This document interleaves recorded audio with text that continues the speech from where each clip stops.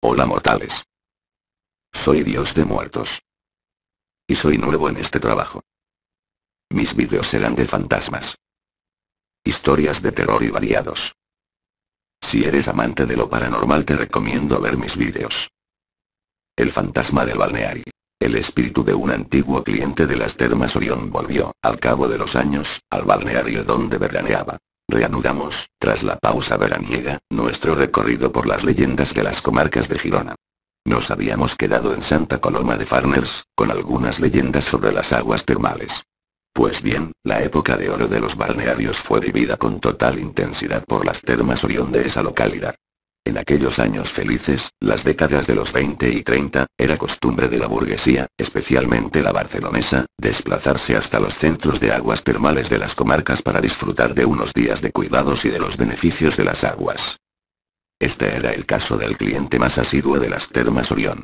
Era un hombre ya mayor, que acudía al establecimiento casi desde que se inauguró y que sentía un cariño especial por el edificio en sí y por las personas que en él trabajaban o pasaban unos días de descanso. El buen hombre era conocido y respetado por todos, puesto que era una persona tranquila y sociable, perfectamente acorde con el carácter apacible de un balneario. En cuanto podía, el burgués se acercaba a las termas y disfrutaba de unos días de baños, paseos, masajes y curas de todo tipo. Soltero, era feliz en el balneario, donde podía olvidarse de las preocupaciones que le comportaba el negocio familiar que regentaba en Barcelona. Pero, desgraciadamente, la edad de oro de los balnearios llegó a su fin y, pasada la guerra, una grave decadencia afectó a todos los centros termales que hasta el momento habían disfrutado de una salud envidiable, tanto por los beneficios que sus aguas reportaban a los clientes como por los que se plasmaban en la buena marcha del negocio. Las termas Orión no quedaron al margen de tal declive, y tuvieron también que cerrar, para tristeza de los clientes habituales, especialmente el señor de Barcelona, que nunca más fue el mismo. Sin la bondad del agua de Santa Coloma y la compañía de sus gentes, se entristeció, cayó enfermo y finalmente murió. Pasados unos años, el bonito edificio que había albergado las termas era ya un espectro de lo que una vez fue. Las fachadas degradadas, los jardines descuidados, todo daba la impresión de que el edificio llevaba años abandonado, como así era. Las termas se convirtieron en lugar de juegos de los jóvenes del pueblo, que se adentraban en el gran edificio contando historias sobre hechos extraños acaecidos allí.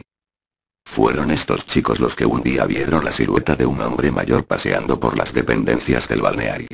Al describir los muchachos la apariencia del fantasma a sus familiares más viejos, nadie dudó acerca de la verdadera personalidad de la aparición. Se trataba del comerciante barcelonés, que había salido de su descanso eterno para regresar a su añorado y querido balneario.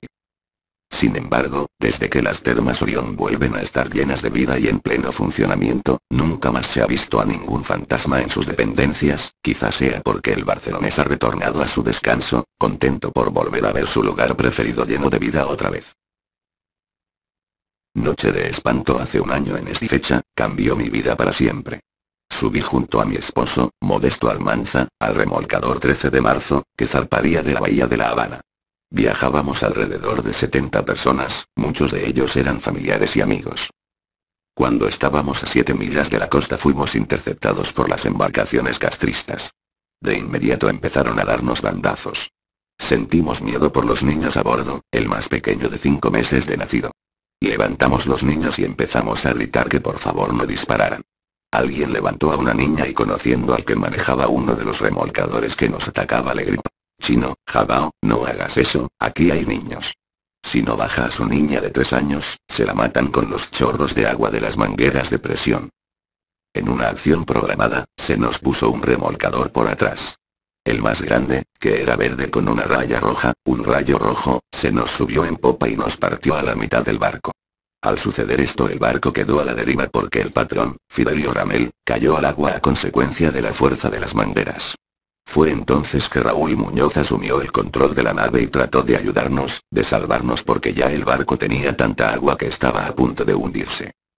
A pesar de eso, ellos seguían echando agua directamente a las caras de los niños, que ya ni respirar podían. Ya nosotros sabíamos que nos íbamos a hundir. En ese momento Raúl paró el remolcador. Ni eso respetaron. La misión era hundirnos. Cuando el barco se partió en dos, cayó una caja de madera al agua. Era la nevera que flotaba y muchos tratamos de llegar a ella. Fue entonces que comenzaron a girar las naves a nuestro alrededor, creando un enorme remolino que se tragaba a la gente. Así murió mi cuñada Pilar Almanza Romero. Cuando a mí me fueron a sacar del barco, su niño Yasel Perodín Almanza me tenía el pie agarrado. Cuando me sacaron se me desprendió el tenis y se fue, se lo tragó el remolino y no lo pude agarrar, eso fue terrible. Después vi a mi cuñado Sergio Perodín salir con el otro niño y sentí alivio porque al menos uno se había salvado. Había una niñita inflada de tanta agua que parecía un sapito. Así nos dejaron hasta el amanecer que nos recogió una lancha Griffin. Fue una noche de espanto. Al subir los insulté, les dije que eran unos asesinos. Dejaron morir a niños y ancianos. 23 niños muertos, asesinados de forma tan despiadada. Ahí no terminó nuestra odisea. Mi esposo y mi cuñado fueron llevados a Villa Marista donde permanecieron arrestados durante varias semanas. Nunca recuperamos los cadáveres. En una ocasión cuando fui a Villa Marista y pregunté por qué habían mentido en la versión que ofreció la prensa castrista, me insultaron. Fueron días terribles. Mi sobrino Sergito me preguntaba que por qué no sacaban a su mamá y a su hermanito del fondo del mar. Tantas familias destruidas. Tantos niños asesinados. Los hombres estaban presos, el pueblo estaba enardecido y sobre nosotros había una vigilancia tremenda. A pesar del acoso, di mi testimonio para que se conociera en el exterior. Yo sabía que era la única forma en que llegarían a conocer los hechos reales. Después que mi testimonio se conoció a través de Radio Martí y la voz de la fundación, la seguridad del Estado amenazó con arrestarme. Pero realmente ya poco podían hacer. Mi testimonio contribuyó a que se conociera la verdad. A que el mundo supiera la magnitud del crimen. Unos meses más tarde abordamos una balsa. Nuestro destino fue Guantánamo. Al llegar a Estados Unidos mi familia y yo testificamos ante el Congreso norteamericano. Mi cuñado Sergio Perodín testificó ante la Comisión de Derechos Humanos de Naciones Unidas en Ginebra. Siempre estaremos dispuestos a denunciar la masacre del remolcador 13 de marzo. 9 meses después del hundimiento del remolcador, di a luz a Maidli. Tal vez ella fue la sobreviviente más joven de la matanza. Tal vez ya yo llevaba a mi niña en el vientre aquel 13 de julio. Sin saberlo, mi instinto maternal me hizo luchar para salvarla. Hay días en los que miro su rostro y pienso en los 23 niños que yacen en el fondo del mar. Es en días como esos que no comprendo cómo existen personas que están dispuestas a llegar a acuerdos con una tiranía. ¿Qué garantías tienen de que no volverán a cometer semejante crimen? A veces pienso que todo fue una pesadilla. Pero los gritos de horror de las madres que perdieron a sus hijos, las manitas de los niños hundiéndose para siempre en el fondo del mar y el llanto que compartimos es real. Tan real que me asusta pensar que los seres humanos puedan ser capaces de tanta crueldad. Bueno. Adiós mortales. Pasarla de miedo con el fantasma que está detrás de ti. Yo voy a mis aposentos en el infierno.